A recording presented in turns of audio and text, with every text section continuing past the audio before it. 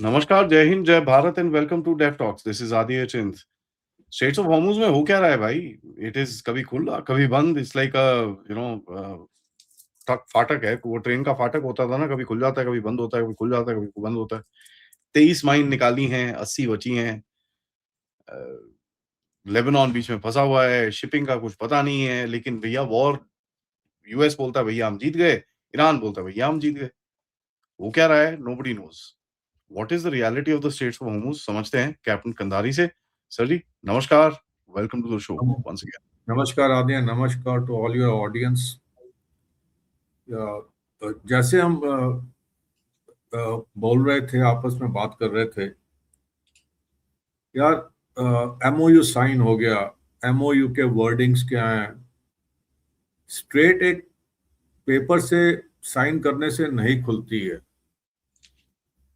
अभी स्ट्रेट को ओपन करने के लिए उसको यूजेबल बनाना पड़ता है। और एमओयू एक, if you really ask me, एक ये पॉलिटिकल डॉक्यूमेंट है यार। और शिपिंग वर्ल्ड में जो हम मेन बात करेंगे कि ऑयल ट्रांसपोर्टेशन की स्ट्रेट के थ्रू, जो रियल शिपिंग वर्ल्ड है उसमें जो रियल कॉन्फिडेंस है वो तब तक नहीं आता जब तक वो रूट क्लियर ना हो जाए। जैसे आपने बोला माइन का बात कर रहे हैं, जब तक वो माइन थ्रेट एब्सोल्युटली न्यूट्रलाइज नहीं कर देते हैं। इंश्योरेंस वाले बोलते हैं हमें कुछ नहीं रखने का, इंश्योरेंस प्रीमियम इस पे नॉर्मल जो चल रहा है हॉलैंड मशीनरी इंश्योरेंस चलेगी, कोई वॉर रिस्क प्रीमियम नहीं है। और ओनर को भी लगेगा जबकि शिप सेफली वहां से निकल सकता है और उसका पैसा जो है और प्रीमियम सब कुछ शेड्यूल सब बच जाएगा, तो then we can say strait is open. Now I can only give an example over here के अभी ऐसे सोचो यार, कैसे देखा जाए, मतलब अब मैं आपके ऑडियंस को बोलूंगा एक विजुअलाइज करो कि आप एक जहाज के कप्तान हो या आप एक जहाज के ओनर हो या आप कोई इंश्योरर हो, तो आप क्या देखोगे यार? एक एमओयू का पॉलिटिकल स्टेटमेंट, या आप कंडीशंस को देखोगे कि माइंस क्लियर हुई हैं कि नहीं, कौन एस्कॉर्ट करेगा मुझको, रास्ता क्लियर दिखाएगा। और as a owner you will think के इंश्योरर ने मुझको दिया कि नहीं दिया कवर, या कितना पैसा बढ़ा दिया उसने। पेपर तो बोल सकता है कि स्ट्रेट ओपन है, पर वो पेपर शिप को थोड़ी लेके जाएगा वहां से। सो जो भी ओपन सोर्स में इस टाइम पे एविडेंस अवेलेबल है और जो अपना पर्सनल एक्सपीरियंस है, उसी को जोड़कर हम बात करेंगे कि ये हम थ्योरी से जो जो एविडेंस बनता है इस टाइम पे, वो हमको किस तरफ लेके जाता है। तो let's start with the first PPT. आदि, yeah, the next one, I would say the next one. So basically, मैं थोड़ा मुंह इधर करेगा, मेरा वो जो पीपीटी का स्क्रीन थोड़ा दूसरी तरफ है। सो मैं तो इसी टाइम पे बोलूंगा कि ये जो हम आज बात करेंगे, इसका एक कोर आर्ग्यूमेंट जो है वो सिंपल रखते हैं कि ये सिग्नेचर नहीं है। सिग्नेचर से कुछ नहीं फर्क पड़ता कि वो स्विट्जरलैंड में साइन किया या इलेक्ट्रॉनिकली साइन किया या इनकी क्या मीटिंग होगी। वो मैं उस डिटेल में नहीं जा रहा कि एमओयू और एक ट्रीटी में क्या डिफरेंस है, वो बहुत लंबा प्रोग्राम हो जाएगा उस पे अगर डेलिब्रेट करेंगे। मेरा जो आज का आर्ग्यूमेंट है वो इन 5 चीजों पे है: वाटर, मनी, लेवी जो हम टोल टैक्स, या अभी टोल टैक्स तो कोई मान नहीं रहा है, सर्विस चार्ज जो भी बोल रहे, मतलब leaving the some amount of money, और पावर। और लैंग्वेज जो है इसकी एमओयू की, उसमें क्या यूज किया गया है वर्डिंग्स। 5 चीजें देखने लायक होंगी कि उसमें लैंग्वेज कैसे, वर्ब्स को कैसे यूज किया गया है। और दूसरा, वॉर रिस्क प्रीमियम और जो फ्रेट इंडेक्स है वो कैसे जाता है, और चैनल के जो चार्जेस होंगे बाद में या अभी, वो किस तरफ लेके जाते हैं। और जेरूसलम जेरूसलम इजराइल का क्या इसमें एक जो फैक्टर है लेबनान का, वो एक मेन चीज आ जाती है। वो एक्सक्यूज है या एक टैक्टिक्स यूज कर रहा है यूएसए, और ईरान भी उसको यूज कर रहा है कि जब तक ये है वो नहीं, और उधर से यूएसए प्रेशर डालता है। मीटिंग में क्या बात होती है स्विट्जरलैंड में, या फाइनल डील क्या होगी, वो हम सब देखेंगे कि nothing can be said now because we are not having any inside information. We are just observing the things and doing the analysis. और द मोस्ट इंपॉर्टेंट चीज हम बात करेंगे उसके बाद, जो आज के जब कुछ ये सब चल रहा है उसके हिसाब से, जो नेवी के शिप्स आएंगे, आने के बाद क्या वहां से वापस जाएंगे या नहीं जाएंगे। तो ये जो स्पाइन ऑफ द, मैंने आपको बोला है 4 आर्ग्यूमेंट्स, पानी, पैसा, लेवी एंड पावर, शक्ति और ताकत। पानी को मैं बोलूं तो ये क्यों आपका हो जाता है रूट, उस पानी में से एस्कॉर्ट करके लेके जाना और माइंड क्लियरेंस करना, जो स्ट्रेट को फिजिकली यूज करने के लायक बना सकता है। मनी की जब बात करते हैं तो उसमें हम लेकर आएंगे ऑयल डॉलर सिस्टम। ईरान के बैरल्स किस करेंसी और किस बैंकिंग रेल पर बिकते हैं, ये देखना पड़ेगा। लेवी का मैंने बता दिया। टोल तो वेरी अनलाइकली कोई वर्ड टोल एक्सेप्ट करेगा ही नहीं वर्ल्ड में, पर आपको पता हर एक कानून का तोड़ होता है, उसको किसी तरीके से दूसरा वर्ड यूज कर देंगे। वो वर्ड आ जाएगा सर्विस चार्ज, कि क्या सर्विस प्रोवाइड की जा रही है। और सर्विस चार्ज आप, अब मैं बोले तो एक बेंचमार्क होता है, जैसे हम लेते हैं कि जो स्वेज का आप उतना लगा भी नहीं सकते, और या पनामा कैनाल के जो सर्विस चार्ज है वो यहाँ नहीं लगा सकते। आप जो भी सर्विस चार्ज लगाओगे वो इतने नहीं बनेंगे। पर मैं फिर भी आपको अभी नहीं बोल रहा हूं, मैं उस बात पे आऊंगा कि कैसे रेट बढ़ा सकते हैं इन सब चीजों के। सर्विस चार्ज को रख के भी एक और कुछ भी कर सकते हैं जिससे कि रेट बढ़ जाए। और फिर जब आते हैं सर्विस है, हम बोलते हैं कि वो एक सेफ्टी के नाम पर जो सर्विस चार्ज है वो एक परमानेंट भी बन सकता है। फिर आता है लास्ट पॉइंट, मैंने बोला था पावर, जिसका मतलब है कि प्रैक्टिस में, चैनल में कौन कंट्रोल करेगा पूरे एनवायरनमेंट को। पेपर पे चाहे आप जो मर्जी लिख लो, फाइनली चैनल कैसे और किसके कंट्रोल में रहेगी। Fine sir. सो पर एक चीज और मैं यहां बोल दूं आदि के, इन चारों को जो है, ये water, money, levy and power, इनको हम अलग अलग नहीं देख सकते। ये एक ही मशीन के 4 गियर बोल लीजिए, एक ही मशीन के 4 गियर हैं ये। तो हम आगे चलते हैं। पानी, पैसा, लेवी और finally power, how it flows during our conversation. या अभी ये जो हम देख रहे हैं आपका एक मैं बोलूंगा ये स्केमेटिक डायग्राम है। ये आदि बहुत बार बात कर चुके हैं, कितना रोज जाता है, कितना परसेंट है। ऊपर ईरान है, नीचे मुसंदम कोस्ट है ओमान का, और जो बीच में है वो मेन टीएसएस है, जो मतलब अब बात करते हैं, जो जहां से जहाज बाहर जाते हैं और जहां से अंदर आते हैं। मेन टीएसएस की बात कर रहा हूँ, जो ट्रैफिक सेपरेशन स्कीम है, जो अभी तक यूज होती थी और बंद पड़ी है अभी तक। लोग बोल रहे हैं खुल गई है, खुल गई। ये पार्ट नहीं खुला है। जो खुला है, आगे मैं दिखाऊंगा मैप में, जो खुला है वो है ऊपर का ईरान का, और down south of this main what you call TSS, जो ओमान का एरिया है। अब और जो ये आपका ईरान का एरिया है वो ईरान कंट्रोल कर रहा है, उनकी जो आईआरजीसी है।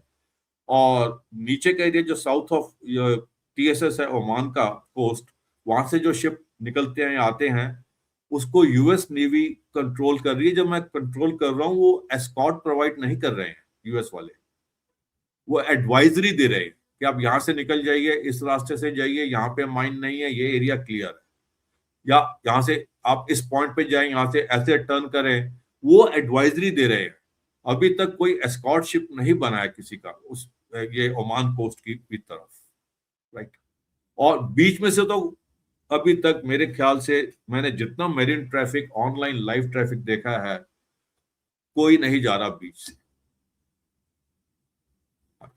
Can we go to the next slide please.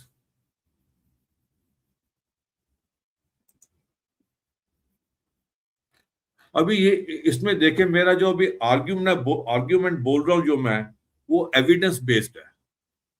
सो जब एविडेंस की बात करते हैं, मैं आपको ये 6 पॉइंट इस पीपीटी के बाद, इस स्लाइड के बाद दिखाऊंगा, जिसमें हम नॉर्मली बात करते हैं एआईएस की। फिर एक जैसे नोटैम होता है, नोटिस टू एयरमैन, ऐसे हमारे मैरिनर्स के लिए होता है नोटिस टू मैरिनर्स। फिर आपका ये पर्शियन, एक बहुत इंपॉर्टेंट चीज आ गई है आदि, अभी हम बात कर रहे हैं पर्शियन गल्फ और स्ट्रेट एडमिनिस्ट्रेशन परमिट की। तो उस पर मैं बताएगा तो आपके ऑडियंस अच्छे से समझ सकेंगे कि अभी ये ईरान ने क्या गेम खेली है, और यूएसए ने भी मान लिया है इन प्रिंसिपल और in letter and spirit. We don't know ये 60 डेज का जो है उसके बाद क्या होगा, राइट। फिर हम ये बोलते हैं, ये इसी का जो ईरान का जो पीजीसी है, इन्होंने अभी रिसेंटली इसको एस्टेब्लिश किया है, उसका प्रोसेस क्या है ये परमिट लेने के लिए, वहां से निकलने के लिए। फिर कॉरिडोर क्लोजअप देखेंगे और अरेबियन सी फ्लोर भी देखेंगे कि सी फ्लो ये कैसे चलेगा। देखिए, एक पॉइंट मैं बोल देता हूं कि शिप तो हिल रहे हैं, निकल रहे हैं, जो भी लिमिटेड नंबर में जो न्यूज आ रही है, पर मार्केट ने फॉलो किया उस फ्लो को? अभी तक वो नहीं किया आगे। तो इसके चक्कर ये है कि यार, अभी यहां पर जो कॉरिडोर पर ट्रैफिक को कंट्रोल की बात करते हैं, तो उसको सर्टिफाई या चेंज करने के लिए ये एक वाटरवे की बात नहीं कर रहे हैं। अगर ये प्रेसिडेंस बन गया तो फिर ये सब जगह पे शुरू हो जाएगा ना। तो यहां पर हॉर्मूज एक पेपर से ज्यादा एक अभी लेवरेज पॉइंट बनता जा रहा है यहां पर। और आने वाली जो फ्यूचर की चीजें होंगी वो हमको बताएंगी कि ये फ्लीट, लेवी, डॉलर, ये सब चीजें एक ही चीज के आसपास घूमती है। तो can we go to the next slide please.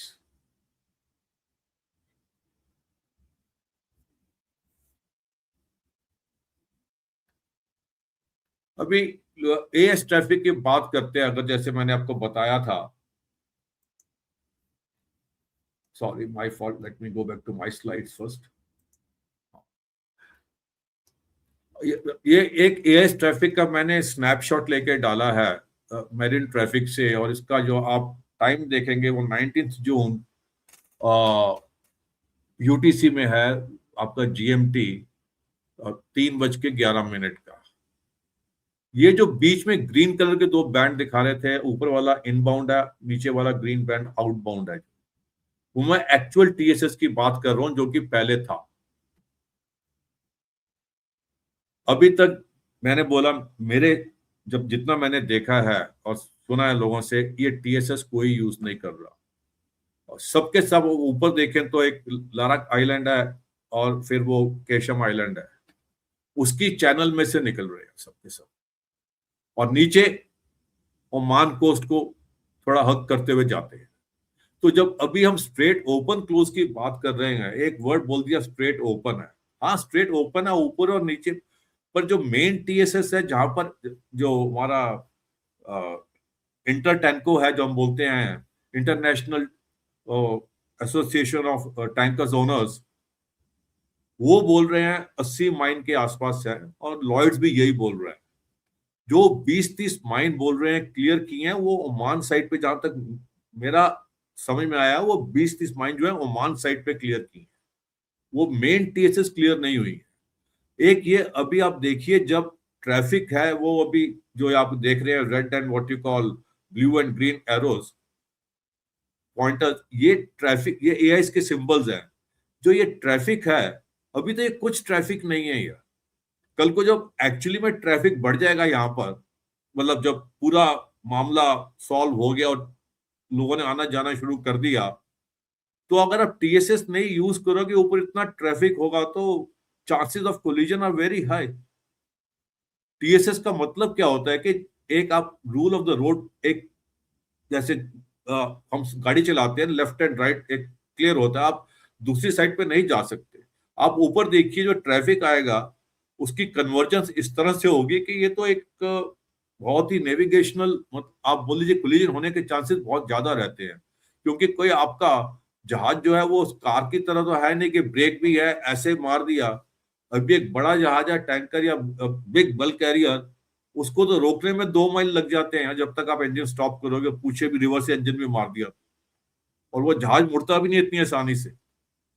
सो उसके लिए जो ईरान है वो बोलेगा जी यहां से जा रहा है, for the safety you need my assistance. वो आपका आ जाएगा vessel traffic services, local knowledge of the pilot, the currents are very strong in that area. उसके साथ वो बोलेगा टक की असिस्टेंस चाहिए। फिर वो इंफ्रास्ट्रक्चर आ जाता है, कहेगा मेरा इतना इंफ्रास्ट्रक्चर है, तो अभी वो बोलेगा कि मैं सर्विस चार्ज लगाता हूं, पर सर्विस चार्ज मैंने बोला ठीक है, ज्यादा नहीं होते हैं, वो आदमी अपने आप को एब्जॉर्ब कर लेता है। It's not much of it's a trivial amount as compare to the actual dollar rate, sorry actual vertical crude rate. पर उसके बाद जो मैं आगे आऊंगा बताऊंगा और क्या गेम खेल सकते हैं ये लोग। और एक चीज और हो जाएगी कि आपका रिपोर्टिंग हो जाएगा always under watch, one corridor, I would से many levers, permits, Escorts, service charge, freight, insurance, oil movement with it. तो आप समझ सकते हैं कि किस कॉम्प्लिकेशन की तरफ जा सकता है और जा रहा है एट द मोमेंट। उसका कारण क्या है, वो हम कारण भी बात करेंगे आज। Can we go to the next slide please आदि।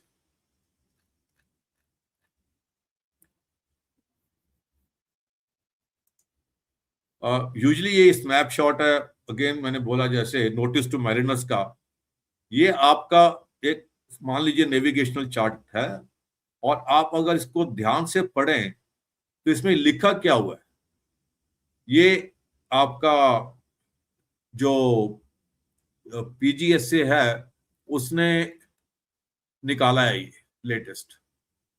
और पेपर तो जो साइन हो गया। इस पेपर को देखिए, जो जहाज ऊपर से जा रहे हैं ईरान को टच करके, they say new safe navigation route, what Iran is say new safe navigation route. आप इसका वर्डिंग्स पढ़िए। दूसरा वर्ड आता है कोऑर्डिनेट विद अथॉरिटीज, मतलब ईरान की अथॉरिटीज हमसे कोऑर्डिनेट करेंगे। Follow the specified route strictly, आप इसके वर्डिंग्स पढ़िए ध्यान से। अब ये बातें आपको क्या बताती हैं कि स्ट्रेट टेक्निकली खुला है या खुल सकता है, क्या ट्रैफिक फ्री फ्लोइंग है, अभी नहीं है। एक रूट को मैनेज कर रहे हैं ये, मैनेज्ड रूट। और एक जहाज के कप्तान के लिए क्या मतलब है, आप अपनी मर्जी का जो पैसेज प्लान करना चाहते हैं, जो मेन रूट से जाने के लिए टीएसएस से, वो नहीं कर सकते। इसको आप एक मैरीटाइम और या फिर एक दूसरा ऑपरेशनल व्यू के तरीके से भी अगर देख सकते हैं, तो वो क्या बनता है मतलब उसका, माइंस के बाद रूट कंट्रोल रीजनेबल है। आप नहीं चाहेंगे कि कोई शिप अनचार्टेड डेंजर या किसी माइन में घुस जाए। ये एक नॉर्मल सेफ्टी है यार, मतलब कि आप कार को गड्ढे में थोड़ी लेके चले जाओगे, और अगर आप किसी उबड़ खाबड़ से रूट जाते हो तो आप स्लो डाउन यार, you don't want to break your axle for that matter. तो दूसरा है पॉलिटिकली, इसको अगर देखा जाए पॉलिटिकल तरीके से, तो पॉलिटिकल तरीके में क्या है, रूट कंट्रोल जो है वो एक फाउंडेशन बन गई है जिसके ऊपर की वो एडमिनिस्ट्रेशन बाद में एक्सेप्ट कर ले उसको। उसने तो एक कर दिया, अभी उसी के ऊपर एक एडमिनिस्ट्रेशन बिल्डअप हो जाती है जो हम अभी अपनी नेक्स्ट पीपीटी में देखते हैं।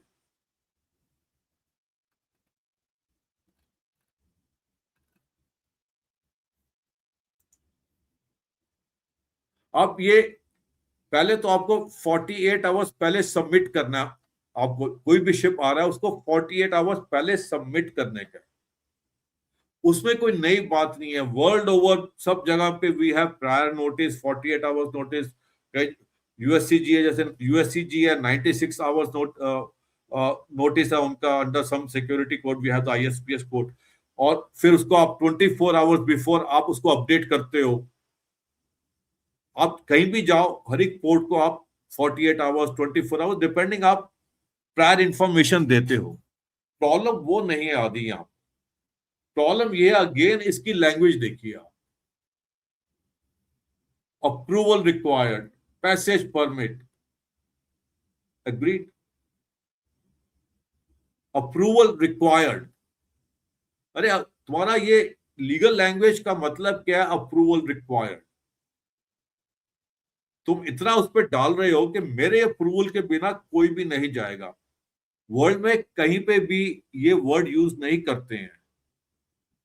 जब मैं सेलिंग कर रहा था तो we used to set 96 hour notice, arrival notice. कोई ये नहीं बोलता अप्रूवल रिक्वायर्ड। उसके बाद बोलता है वो पैसेज परमिट, कि एक परमिट देंगे हम आपको इस पैसेज से निकलने का। ये कहीं भी यूज नहीं हुआ, मतलब मेरी पूरी सेलिंग लाइफ में मैंने कहीं नहीं देखा ये। उसके बाद 3 वर्ड आते हैं इसके, जो ये मैंने स्नैपशॉट डाला है, अप्रूव्ड, इनकम्प्लीट, प्रोहिबिटेड। मतलब तुम्हारी मर्जी है कि बिना रीजन दिए आप बोल दो प्रोहिबिटेड।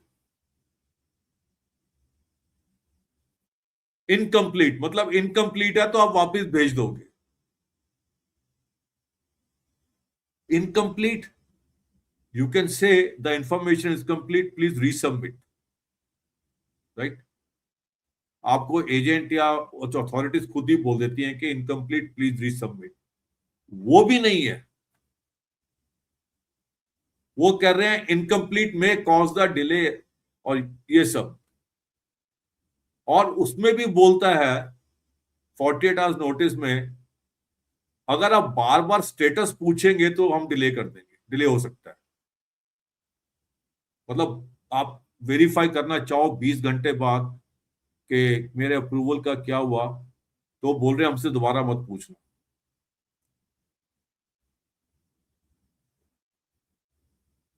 और अगर उन्होंने अप्रूवल दे दिया, रेडियो पे दिया या ईमेल से दिया, जैसे भी दिया, अगर आपने रिसीव नहीं किया तो आप ही की गलती है, वो साफ लिखा हुआ है इसके अंदर। मतलब मैं आपसे पूछ भी नहीं सकता, 48 आवर्स का टाइम निकलता जा रहा है, 40 घंटे हो गए, 44 आवर्स हो गए। अब आप मुझको इतने डाउट में डाल रहे हो as a captain of the ship, as a master of the ship, कि मैं आपको एक रेडियो कॉल भी नहीं कर सकता कि पूछने के लिए मेरे स्टेटस का क्या हुआ। मुझको ये भी नहीं पता मेरा फॉर्म आपको पसंद आया नहीं आया, इनकम्प्लीट था, आपने किस वजह से इनकम्प्लीट किया,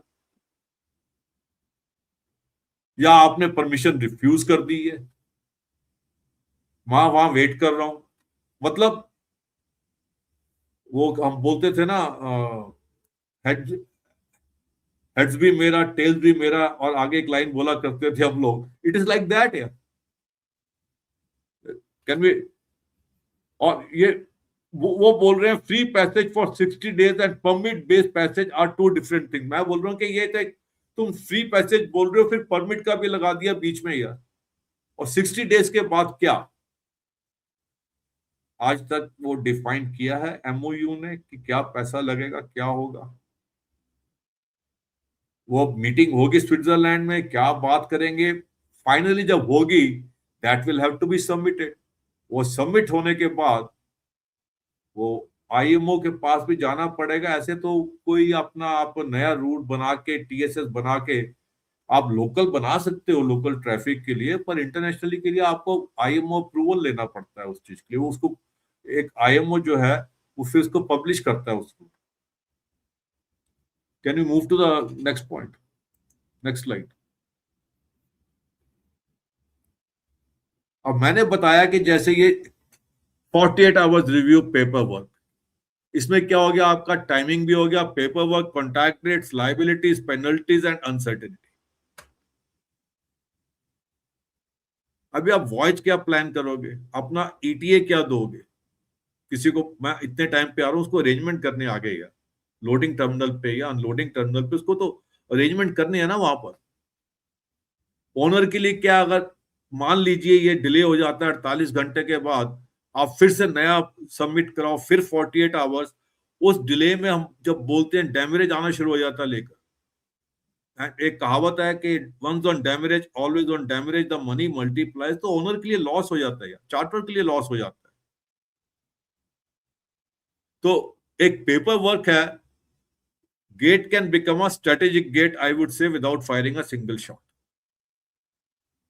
एक यही पेपर वर्क जो है स्ट्रेटेजिकली वो एक क्लोज गेट बन जाता है आपके लिए।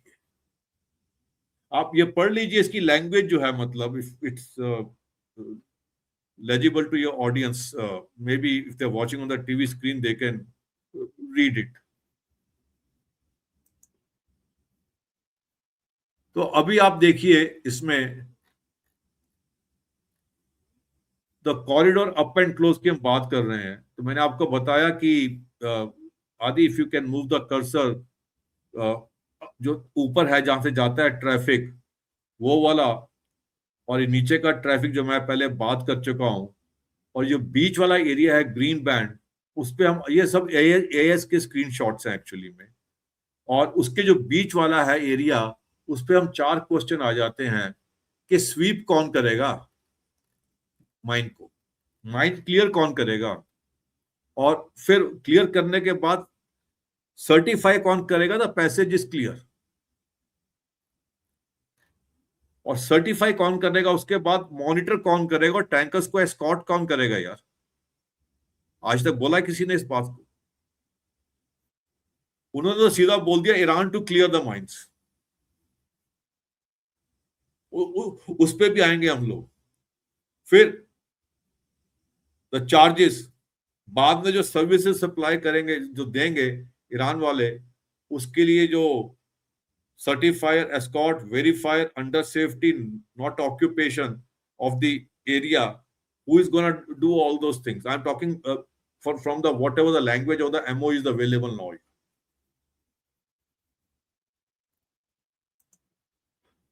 19 तारीख को, can we go to the next slide please, next to this one. 19 तारीख को ये बोल रहे हैं 16 बिलियन बैरल निकला है शायद, और 9 शिप निकले हैं। आप 9 शिप्स का रूट देख लीजिए कहां से गए। और अब आप पिछली स्लाइड पे जाएं, आप अगर इससे एक स्लाइड पहले पे, नहीं वो जो एएस का स्क्रीनशॉट था, इससे ऊपर, नहीं इससे ऊपर, हाँ ये वाला। और इस स्लाइड को दिमाग में रख के जरा विजुलाइज करके अभी अब उसी नेक्स्ट स्लाइड पे वापस जाते हैं। ट्रैफिक कहां से जा रहा है?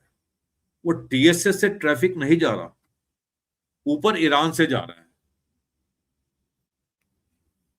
अब ये ट्रैफिक जब ईरान से ऊपर से जा रहा है, तो मेन स्ट्रीम मार्केट जो है वो यही बिलीव करती है कि जो नॉन ईरानियन ओनर्स, इंश्योरेंस और चार्टर्स फिक्सचर है, वो लेके जा रहे हैं जहाज ऊपर से। कोई दूसरा ओनर तो आया नहीं है वहां पे अभी तक।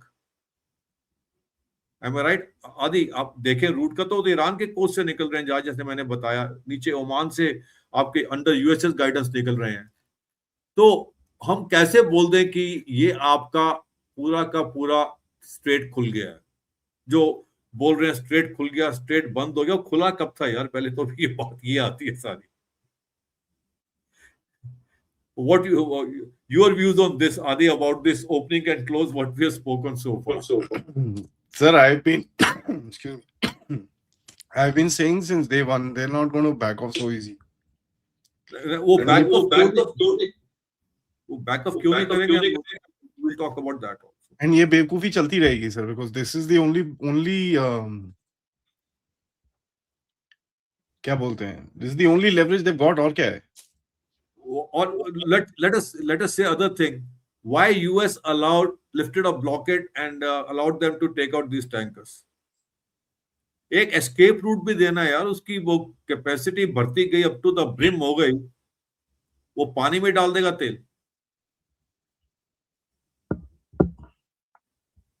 अगर उसको अपने वेल शट करने पड़ गए तो मैं कैपिंग की बात कर रहा हूँ, proper shut down and capping, तो उसके बाद वो उसको एक्सेप्टेबल नहीं है, वो कहेगा ठीक है यार इतना नुकसान कर रहा हूँ, पानी में डालता हूँ, खुद तो मरता हूँ, तुमको भी ले डूबता हूँ, सारा तेल फैल जाएगा पर्शियन गल्फ। और उधर से चाइना को भी थोड़ा रिलीफ वेल्व चाहिए यार, थोड़ा उसका प्रेशर ईज करने के लिए, तो वो 8-9 टैंकर निकाल दिए वहां से, ठीक है। अभी हम बोल रहे हैं कि पानी को एक सेफ कॉरिडोर डिक्लेयर करना बहुत अच्छा लगता है सुनने में, ये जहाज निकल गए, खुल गया, पर जो हम सवाल बात कर रहे हैं उनका अभी तक जवाब कोई है नहीं, किसी भी कंट्री से इसका कोई जवाब अभी तक आया नहीं। Can we go to the next slide please? तो इससे सवाल आ जाता है, ईरान को तो बोल दिया कि तुम 30 दिन के अंदर माइन क्लियर करो from the date of the deal और the MOU, this is the main clause. अरे ईरान तो लोकल माइन लेयर है, उसके पास mine clearing, mine sweeping facilities नहीं है उसके पास।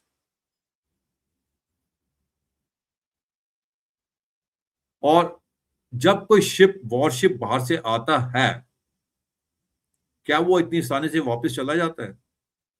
एक बहाना बन जाता है कि नेवी को लेके आने का। आप हिस्टोरिकली देख लीजिए, आप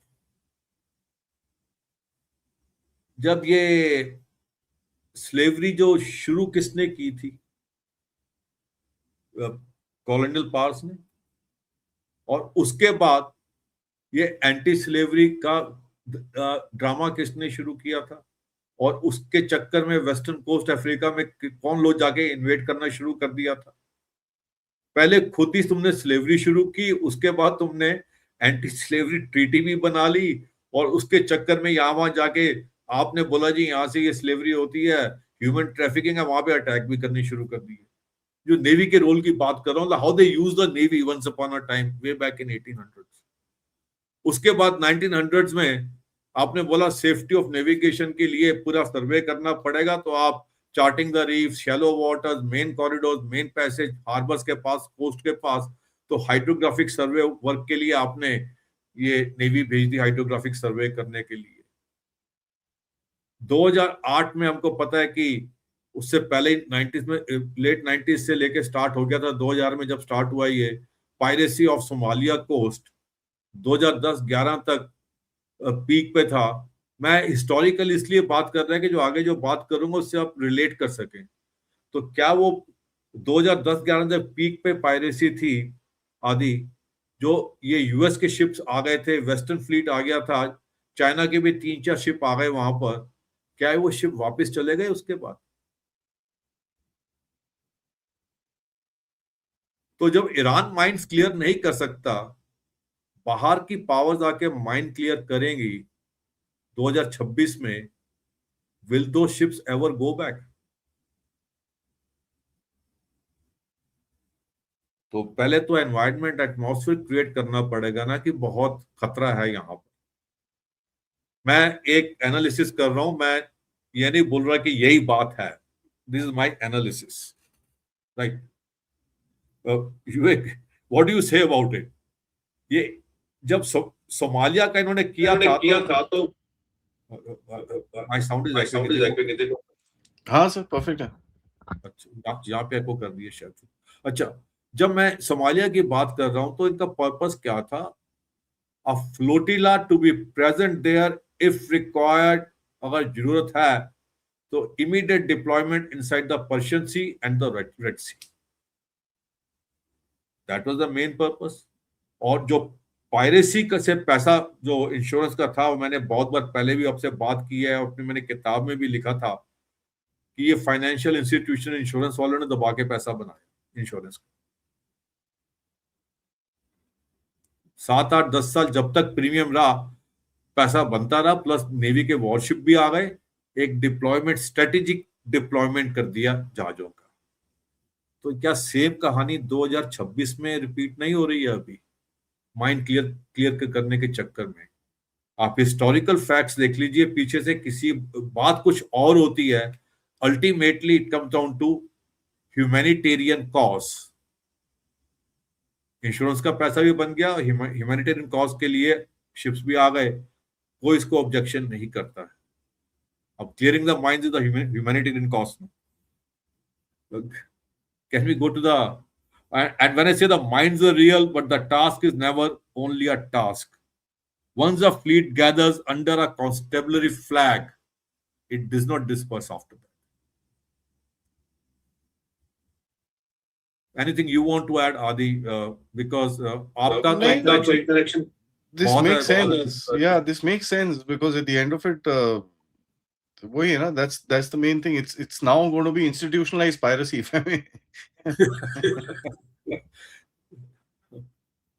Let's go to the next slide.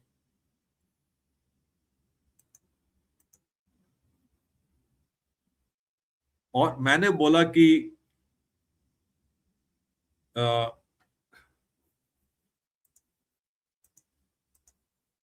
मैं, हाँ, नेक्स्ट स्लाइड पे आ गए हम।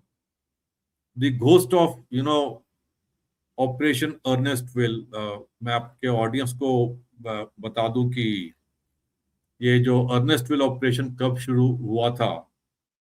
ये जब ईरान इराक वॉर शुरू हुई थी, और जो मैंने पिछली स्लाइड दिखाई, अगर आपको लगता है कि वो थोड़ा आपको लगता है कि वो नहीं है, तो लेट अस लुक एट आज की डेट में क्या हो रहा है। इसको हम 80s से स्टार्ट करते हैं, जब ईरान इराक वॉर हुई थी, जिसको कि हम बीच में टैंकर वॉर भी बोल दिया था। उसमें हुआ क्या था कि इराक जो है वो ईरान को ठोक रहा था, तो ईरान जो है उसकी रीच नहीं थी इराक तक, तो उसने टैंकर्स मारने शुरू कर दिए थे बीच में। और जब टैंकर्स मारने शुरू कर दिए ईरान ने, तो एक वो टैंकर वॉर बन गया था। अब उसमें क्या हुआ कि जब कुवैत को भी झटका लगना शुरू हो गया, ईरान ने कुवैत के जहाजों को मारना शुरू कर दिया। तो कुवैत ने एक डेस्परेशन में क्या किया कि उसने दोनों सुपर पावर उस टाइम की सोवियत यूनियन और यूएसए को बोला कि मेरी हेल्प करो।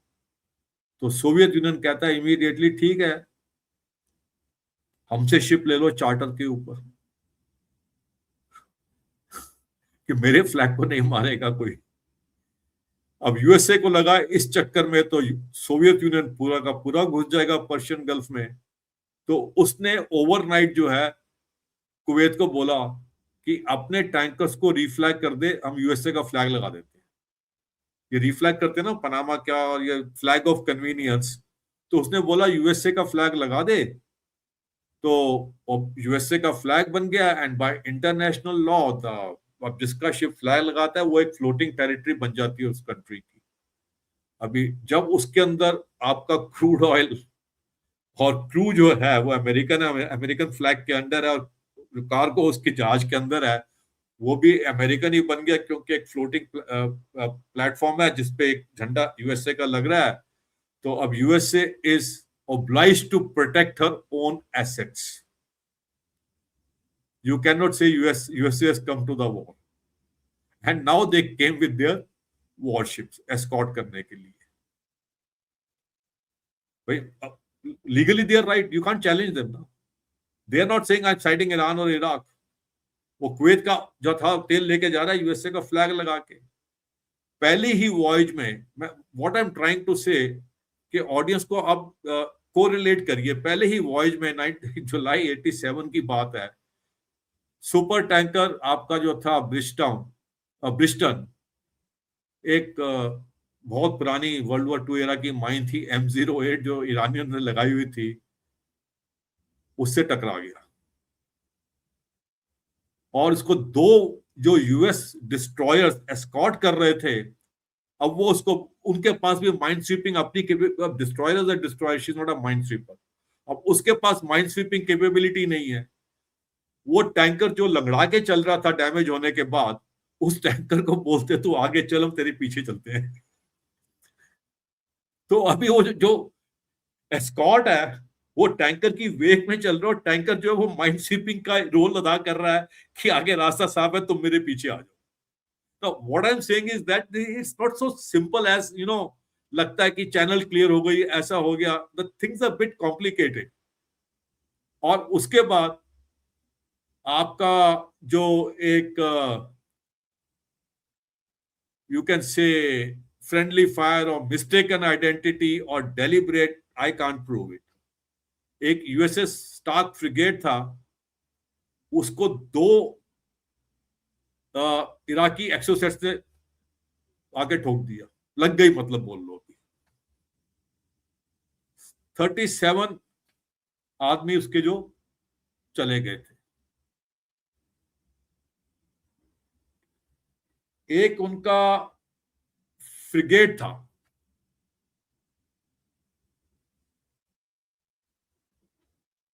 वो भी किसी माइन से टकराया, and she almost broke into two.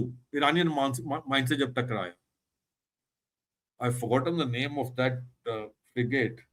Anyways, वो उससे टकराया, she almost broke into two, and काफी कैजुअलिटीज हुई थी। एंड आई वुड से the good seamanship and display of excellent profession. कील पे लगे जहाज को उन्होंने, क्रू ने जहाज को बचा लिया। अब जब ऐसा हो गया, यूएसए हैड टू रिटेलिएट। तो यूएस ने क्या किया, प्रेइंग मैंटिस स्टार्ट कर दिया ऑपरेशन, जिसमें उन्होंने पता नहीं 10, 12 या 18 घंटे में 3/4 ऑफ ईरानियन नेवी को खत्म कर दिया। The bloodiest battle ever fought after world war 2 और आफ्टर फॉकलैंड, यू कैन से। तो ये हिस्टोरिकल इवेंट्स बता रहा हूं कि आप आज भी समझ सकते हैं लॉसेस हो रहे हैं। यूएसए के तब भी लॉसेस हुए थे, यूएसए ने तब भी उनकी नेवी तबाह कर दी थी। और उसके बाद आप जब ऐसी प्रेजेंस करते हो ना पर्शियन गल्फ में, या not Persian gulf, anywhere for that matter, in confined waters, तो होता क्या है, आदि प्रेजेंस नहीं रह जाती, वो एस्केलेट किसी भी टाइम कर सकती है। फॉर एग्जाम्पल, स्लाइड पे जैसे आपके लिखा हुआ है, जुलाई 88 में USS Vincennes mistook a commercial airliner for a combat aircraft coming from Iran. अब उसका केस स्टडी बहुत लंबा है, मैं उतने में नहीं जा रहा, आपके ऑडियंस के लिए इतना ही बोल देते हैं कि यूएसएस वाइनसन ने ईरान एयर की जो फ्लाइट थी उसको अपना एजिस सिस्टम से गिरा दिया। 290 लोग मर गए थे। बाद में उन्होंने कंपनसेशन भी दिया था, but they refuse to accept their own fault. तो ये जो अभी हो रहा है कोई नई चीज नहीं है, जो ये बोला कि यहां मार दिया वहां मार दिया, इतने सिविलियन कैजुअलिटीज, ये पहले भी हो चुका है। और उसका रिजल्ट क्या हुआ था, वर्ल्ड चला गया था रिसेशन में। इस दौरान शिपिंग बिल्कुल नहीं हिल रही थी। आज की डेट में यूएसए वर्ल्ड को उस रिसेशन में नहीं ले जाना चाहता, और ईरान भी नहीं ले जाना चाहता। तो अगर फुल फोर्स उतना नहीं यूज कर रहे हैं आगे तक, तो there is a reason for that. Yes Adi, that is from my side, relating historical नहीं events वो with है events सर, with the वो है sir. This is yeah. quite complicated actually. It's not, it doesn't have an easy solution. Solution तो तब होता है जब अगर प्रॉब्लम जेन्युइन हो. अगर प्रॉब्लम क्रिएट की गई हो which can be twisted in 5 different directions, so solution भी उसका निकालना मुश्किल हो जाता है. तो अभी हम बात करते हैं कि ये स्लाइड का हेडिंग दिया मैंने, the fleet that came late and why it comes now. अभी ऑलमोस्ट आई थिंक 40 सिग्नेटरीज हैं आदि आपके इसके क्या बोलते हैं माइंड स्वीपर जो आएंगे इस रीजन में. UK, France, Belgium, Dutch, this people and Japan, they have number of mind sweepers. So उनको लेके आ रहे हैं और almost politically I think more than 30 or almost 40 countries are aligned. तो अभी तक क्यों नहीं आए थे जब ये यूएसए की लड़ाई चल रही थी? वो तो बोल रहे थे हम will not be part two it. Now they sending their mind sweepers. और मैंने पहले बोला ईरान के पास माइंड क्लियरिंग फैसिलिटी नहीं है. तो यूएसए क्यों बोल रहा है Iran to clear in 30 days? और फिर मैंने एक बात बोली, who will be the certifier, who will be the verifier? मतलब ईरान बोलेगा मैंने माइंड क्लियर किया है, पर क्लियर ये लोग करेंगे. सर्टिफाई तो वेरीफाई इन्होंने नहीं करना है ना. एस्कॉर्ट कौन करेगा जहाजों को? यही लोग करेंगे. अभी you can't say mind sweeper अकेला जा रहा है. Mind sweeper will come with our own others escorts like your frigates and destroyers. तो वो जो मैंने आपको हिस्टोरिकल एविडेंस बताए थे, ये फोर्स आ गई वहां पे.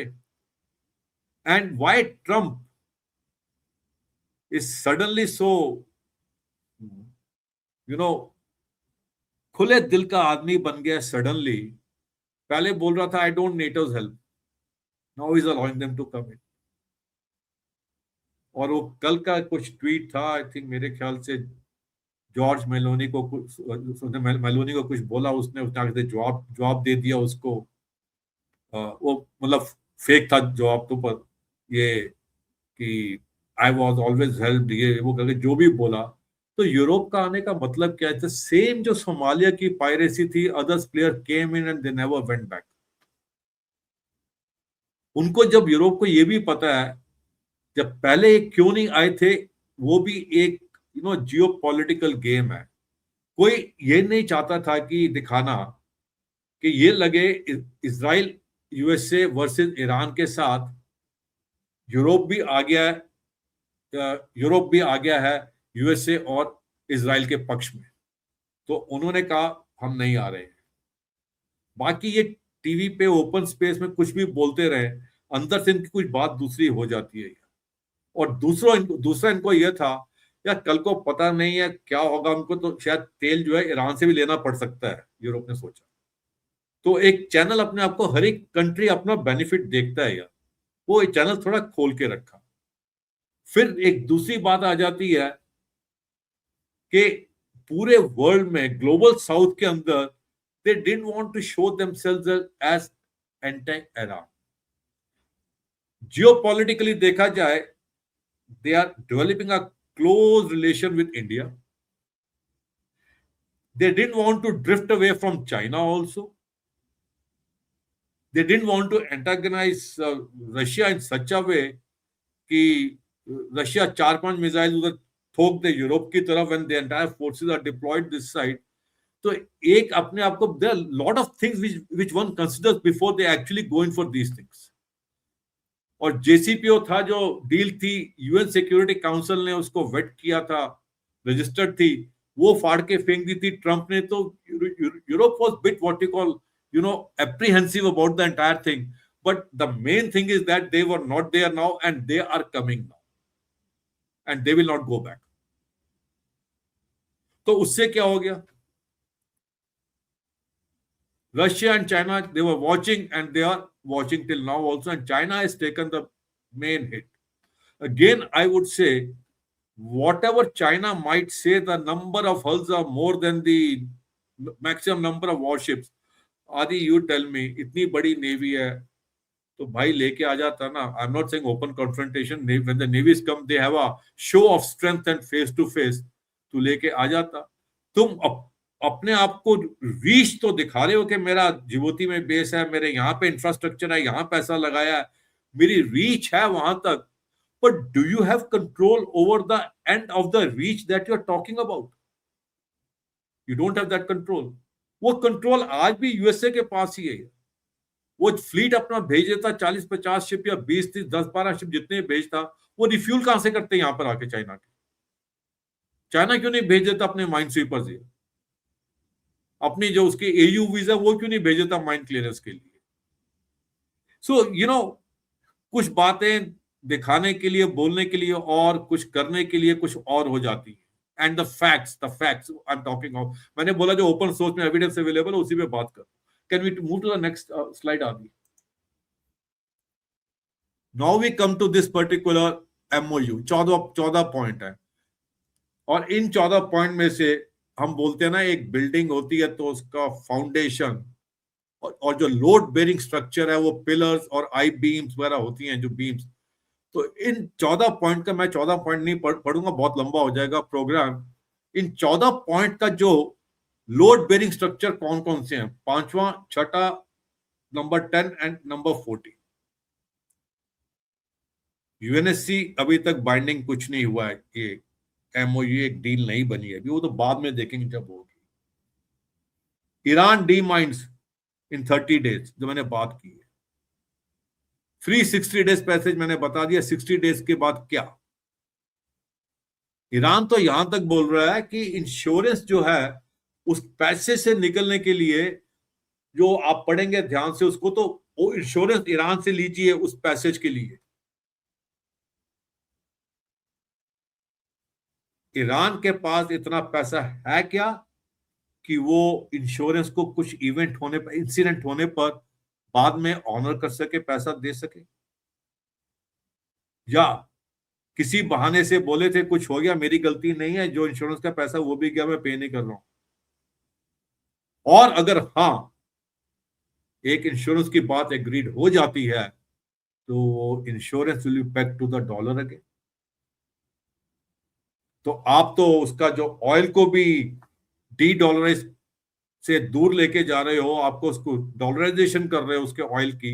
अगर इंश्योरेंस की भी सांठ गांठ कुछ यूएसए की और ईरान की हो जाती है तो फिर तो एक्स्ट्रा इंश्योरेंस आप अगर उस रीजन में दे रहे हो, तो नेक्स्ट बात आती है आदि कि are we declaring the area as totally risk free और are we keeping the area as defined as semi risk?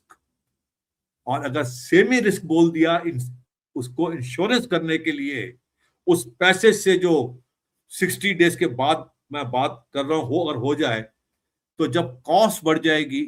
Service charges की जब बात करते हैं, मैंने बोला कि बहुत कम होते हैं. जब इंश्योरेंस बीच में आ जाएगी तो आपकी जब इंश्योरेंस बढ़ेगी तो आपका कॉस्ट क्या होगा ऑयल का, उसकी पैरिटी जो है, will it be equal to the freight cost from West Africa and US and Argentina, Brazil or your Atlantic basin? अगर उसके बराबर का कॉस्ट हो गया तो ईरान का ऑयल कौन खरीदेगा? ओपेक भी साइड पे हो गया, यूएई निकल गया. USA today is not the consumer, they are the biggest producer, we all seen that. और ओपेक टूट गया अगर, और ये प्राइस पैरिटी आ गई, यहां एक सेमी रिस्क एरिया रख के वॉरशिप्स की प्रेजेंस रखकर, सर मैंने बोला ओनर और इंश्योरर वो एक सिग्नेचर से नहीं जाता है. अगर वॉरशिप है तो रिस्क है वहां पर ही. और नेवी आ गई, नेवी वापस नहीं जाएगी. अगर 10 साल भी ऐसे चलता रहा तो एक प्रेसिडेंस बन जाता है ना, एक पर्टिकुलर रेट फिक्स हो जाता है जो कि उसके शेल ऑयल को और यूएसए के से वहां से भेजने के लिए गल्फ के बराबर है. कहीं से भी खरीदो. गल्फ का तो एक ही एडवांटेज था एशिया के लिए कि रास्ता छोटा था, सस्ता मिलता था. 300 बिलियन रिकंस्ट्रक्शन, यार वो आज अगले 10 साल में डाले, 15 साल में डाले, आज पूरा दे दे, वो घुस हो गया ना ईरान के अंदर, तो क्या ईरान ने, I am not saying explicitly, I am saying tacitly accept कर लिया है कि मैं अपना ऑयल डॉलर की तरफ लेके जाऊंगा, और कंस्ट्रक्शन के लिए यूएस कंपनीज आ सकती हैं। अगर ऐसा है तो sir, who is the main sufferer? China.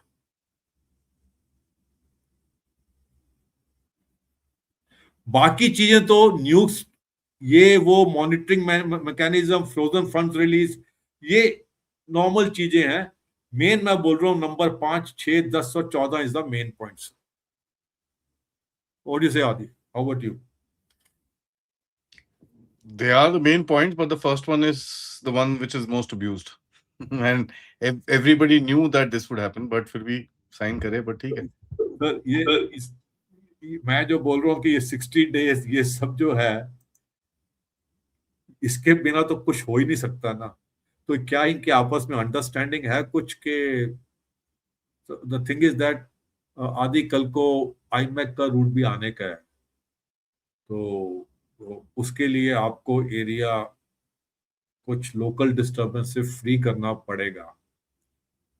तो उसके लिए क्या आप बाहर ओपन में कुछ बोलते रहो, अंदर से क्या बात हो रही है? क्या ईरान नहीं चाहेगा कि हम वापस आ जाएं, मेन इकोनॉमी में बहुत हो जाएगी? जेडी वांस तो बोल रहा है, it is up to them to join the prosperity stream और स्टे अलूफ। अब किसी को आप डॉलर का इतना तेल है, उसको बोलो तो वर्ल्ड प्राइस पे बेच डॉलर में, तो क्या ईरान आ जाएगा उसमें? ऊपर से चाहे कुछ भी हो, I am saying some kind of a deal, we never know. IMF के लिए आपको रूट भी तो क्लियर चाहिए ना। You don't want any disturbance in that region, तो Hezbollah has to be taken care of. Can you go to the next slide, please, Adi?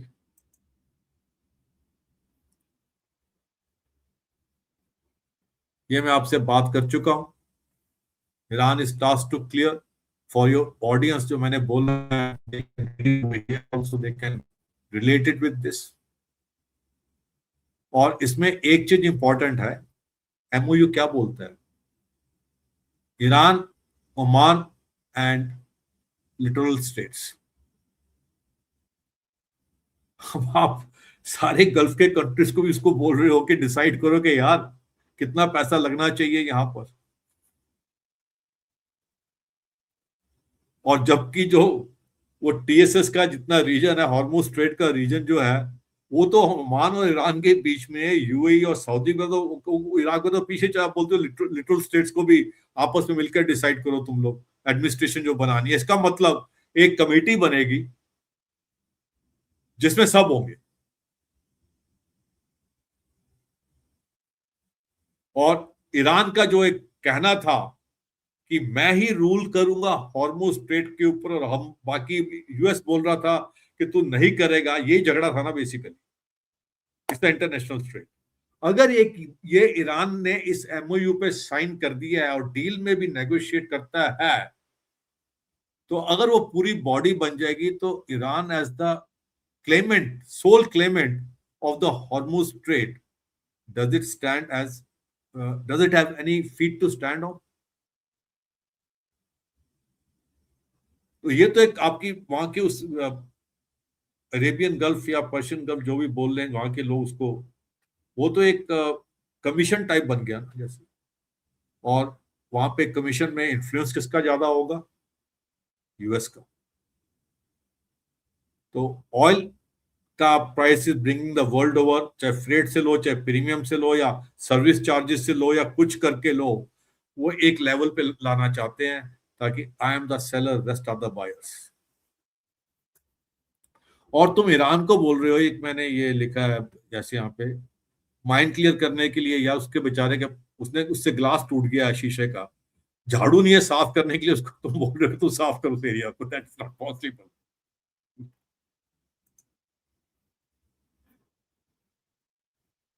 For your audience sir, point 10, immediate oil sale waivers crude plus banking, insurance, transport, the rails are western facing by default. By default sir आप dollar में ही जाओगे finally वहां से. Sanctions ended on a schedule, never outright. That's the main point. और sanction US बोलता मैं फिर से लगा दूंगा, बॉम्बिंग कर दूंगा, that's a leverage sir, and that never leaves the room. दोनों साइड एक दूसरे को थोड़ा कर रहे हैं, पर ये इसी तरह से है कि ये वर्ल्ड कप चलता है ना, जैसे फुटबॉल का हो रहा है अभी, सॉकर वर्ल्ड कप, हर 4-5-6 साल बाद वही टीम्स आती हैं, वही प्लेयर्स आते हैं. फाइनली वर्ल्ड कप कौन लेके जाता है वो देखना है. अभी वो स्टेज नहीं आई है, अभी पिक्चर बाकी है, इंटरवल हुआ है, और इसके आगे क्या होना है, that question mark is there, but we can always say who is likely to win the match. और मैं शुरू से एक बात बोल रहा था आदि, यूएस का मिलिट्री ऑब्जेक्टिव था ही नहीं कि उसने अपने ट्रूप्स भेजने हैं या कुछ करना है. रिजीम चेंज, उसको रिजीम चेंज जो करनी थी वो हुई या नहीं हुई, दैट्स अ सेकेंडरी इशू यार. अगर उसने वहां पर जाकर अपना डॉलर का कर दिया और ये सब मैंने बताया कि कमीशन बनवा दी वहां पर और रूट वगैरह का कर दिया, और ऑयल प्राइसेस जो है चाहे फ्रेट से लो, वहां से वेस्ट अफ्रीका से लो, चाहे यूएसए से लो, कैरिबियन से लो, या सेमी रिस्क एरिया से पर्शियन गल्फ से with service charges and insurance लो, सब सेम. उसका तो ऑब्जेक्टिव अचीव हो गया है. Moment you achieve the objective, now it depends on a person to the which way he wants to see the military objective has been achieved or not. Iran घर जाएगा MOU लेके, बोलेगा मैंने लड़ाई जीत ली है. ट्रंप मिड टर्म से पहले बोलेगा मैंने लड़ाई जीत ली है. That's a different thing for the optics. Can we go to the next point sir? Next slide. आदि ये ओपेक को डाइल्यूट कर दिया, मैंने पॉइंट बोला है, तो just for your audience to have a look at that. What Washington जो बात कर रहा था, what they want a managed price. इतना महंगा भी ना हो कि वहां पे कंट्री में प्रॉब्लम हो जाए, इतना सस्ता भी ना हो कि शेल ऑयल उनका घाटे में चला जाए, plus the deep water oil जो है वो ना सेल कर सके. ये उनका मेन ऑब्जेक्टिव था. प्लस द अगर मेरा डीप वाटर में है और शेल है तो मुझे बेचने का भी है. That was the main objective. और can you go to the next slide आदि? ये मैंने कुछ डेफिनेशन दी हैं, मतलब आपके ऑडियंस का इंटरेस्ट का नहीं है. मैं एक ही बात बताना चाहता हूँ, मैंने किसी और पर्पस के लिए बनाया था, किसी और जगह दिखाने के लिए. ये जो पीपीटी है सर, ये जो हम डिफरेंट बोलते हैं, 300,000 टन का, 200,000 टन का जो सर्विस चार्ज लगाते हैं सर आदि, वो सर्विस चार्ज लगते हैं नेट रजिस्टर्ड टनेज पे. Net registered tonnage basically the volumetric space है, उसका फॉर्मूला होता है कैलकुलेट करने का, जहां पे आप कार्गो लेके जा सकते हो. बेसिकली आप लेवी, मैंने बोला आप, मैं टोल नहीं बोल रहा हूं, जो आप लेवी कर रहे हो सर्विस चार्जेस, वो आपकी उस कार्गो की अर्निंग क्या है उसके प्रोपोर्शन पे होते हैं. तो अब उसके होल्ड में कितना तेल है वो उसके ऊपर होंगे, और वो ज्यादा नहीं बनते हैं जो service charges, like pilot dues, port dues, harbour, इस टाइप की लाइट ड्यूज ऐसे जो होती हैं, ये सब चीजें यार 150. Can you go to the next slide? एक वीएलसीसी का टनेज अगर 150,000 भी है और 165,000 इसके बीच में है वीएलसीसी का, अब 10-15 सेंट, 5 सेंट भी लगा लो तो मैक्सिमम $15,000 बनता है. और जब आप तेल 75, 78, 80, $85 पर बैरल बेच रहे हो, और उस क्वांटिटी के ऊपर $15,000 is a very trivial, very small amount. That is not the thing. We are talking about premium, permits, insurance. वो कॉस्ट बना के अगर ये सिमिलैरिटी आ गई प्राइसेस में बाहर से और यहां से, that we have yet to see. Can we go to the next slide please? ये भी किसी और पर्पस के लिए था, बट अभी एक चीज मैं इसमें से ये बताना चाहता था इस पीपीटी से. यहां पर आपका जब बोलते हैं कि इंडेक्स क्या चल रहा है फ्रेट के लिए, तो उसको हम WS बोलते हैं। 100 है मतलब फ्लैट रेट है चल रहा है। दुबई के लिए इस टाइम पे, सॉरी गल्फ के लिए रेट चल रहा है WS 400, that is 4 times the normal rate. अगर एक जगह पे 80,000 90,000 का पर डे का रेट है एक VLCC के लिए आदि, वो गल्फ के लिए इस टाइम पे $400,000 पर डे है। उसका मतलब क्या होता है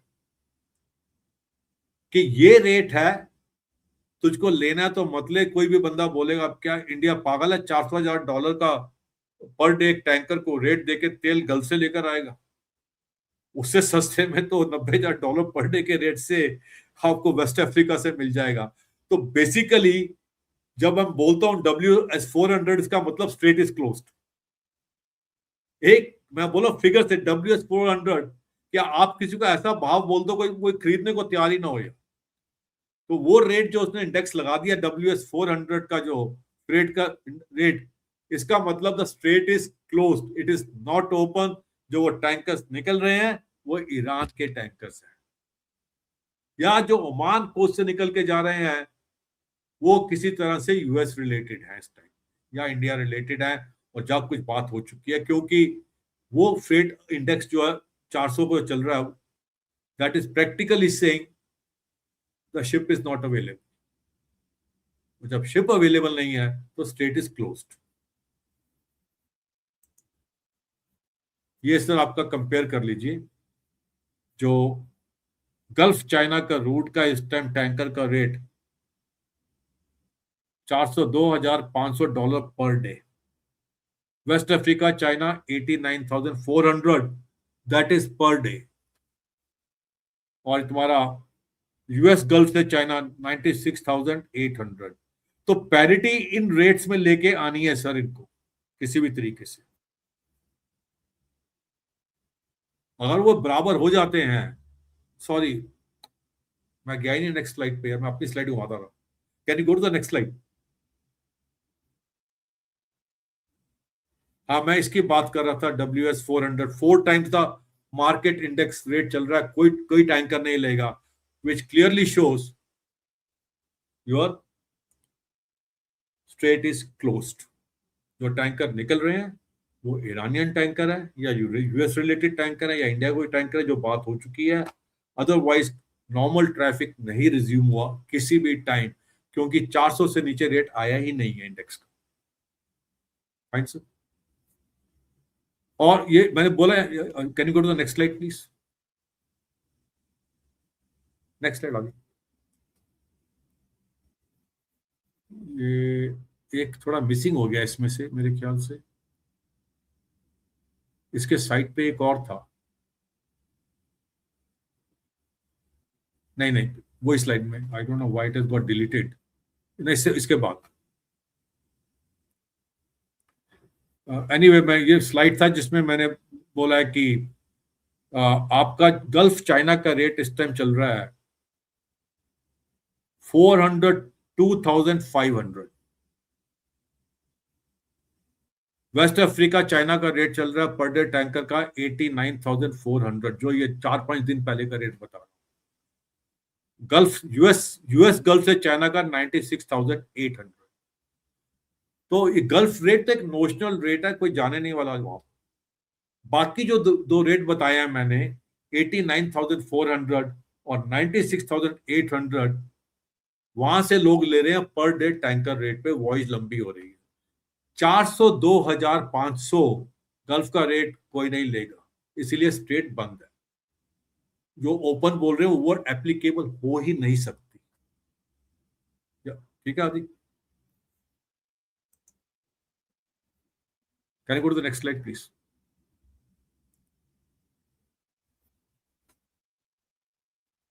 A small levee, a permanent layer, and the flow drifts west.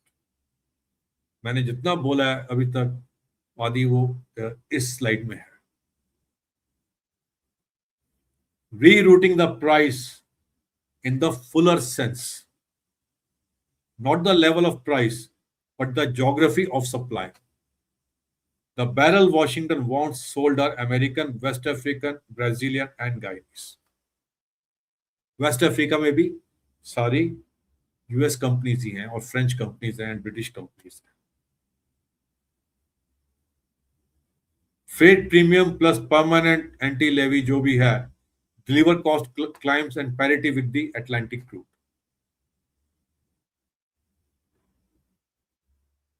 Got the point. तो मेरा ये कहना था। And last but not the least, Iran का टोल बूथ का क्या होगा जब ये कंट्री सबके सब शेयर होल्डर बन जाएंगे, जो कमेटी बनेगी एज पर द क्लॉज 5 उस पर्शियन गल्फ की। तो ईरान ने खुद साइन किया एमओयू, अभी तक ईरान ने साइन कर दिया है।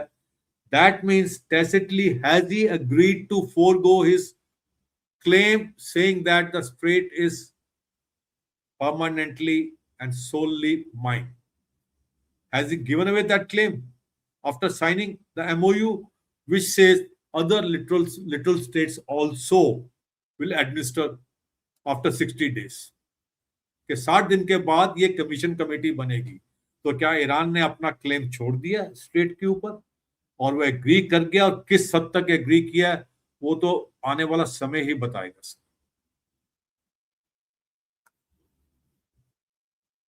Can we go to the next slide, please? So these are the countries which are party to that commission, sir.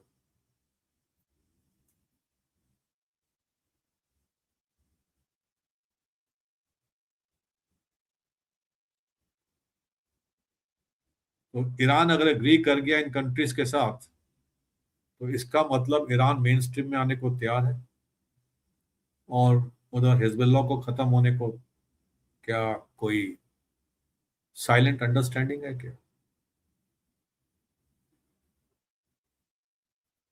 Can you go to the next slide, please?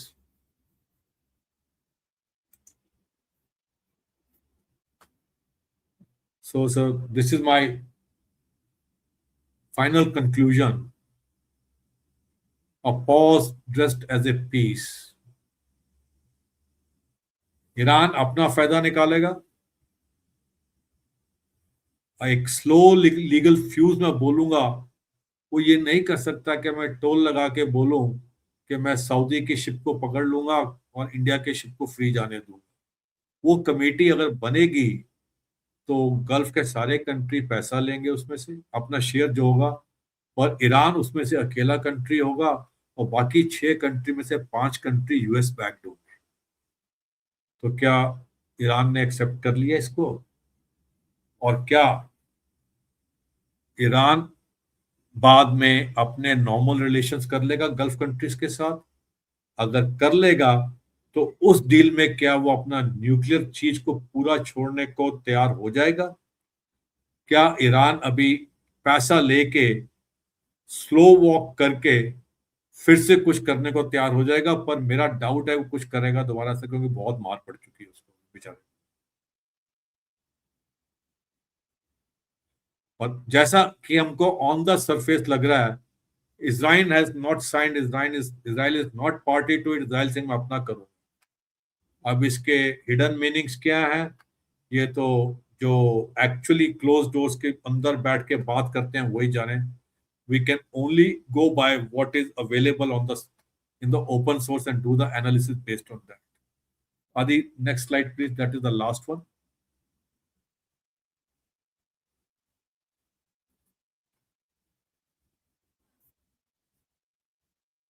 जो MOU में word use किए हैं आदि, अब वो लंबे होते जा रहे हैं। मतलब एमओयू के बाद अब ये लंबाई बढ़ती जाएगी उन वर्ड्स की।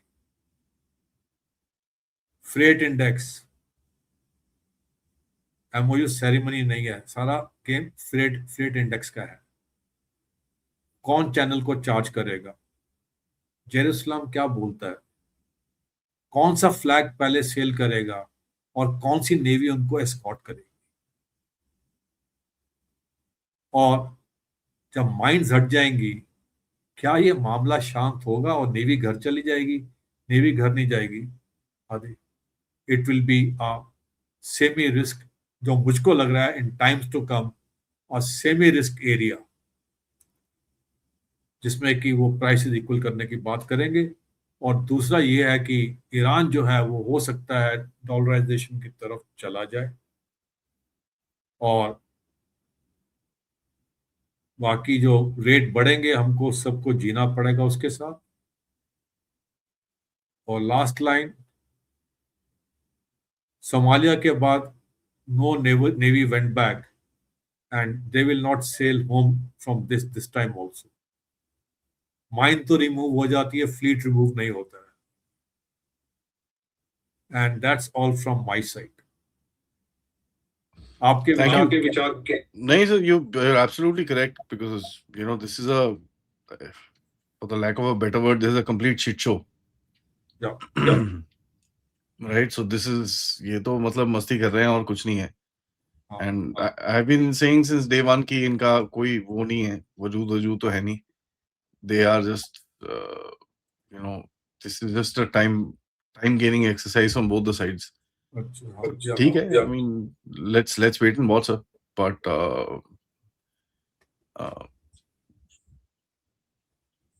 my last point here will be very, very simple, that this is going to be the reality for some time. So I guess countries will have to kind of work around it and see क्या निकलता है इसके अंदर से. There is nothing else I think that can be done or said for this particular game till the time the entire thing actually just doesn't finish. So thank you, sir, for that effort. I mean, taking out these kind of details is not easy. So thank you so much. It's always a very detailed and informative presentation. Audience, सबसे request है, video को like करिए, subscribe करिए, and give your comments as to what you guys think is going to happen and what you think about what sir has mentioned. And of course, don't forget to support the channel as well. We shall see you back. Till then, namaskar, Jai Hind, Jai Bharat. जय हिंद, जय भारत।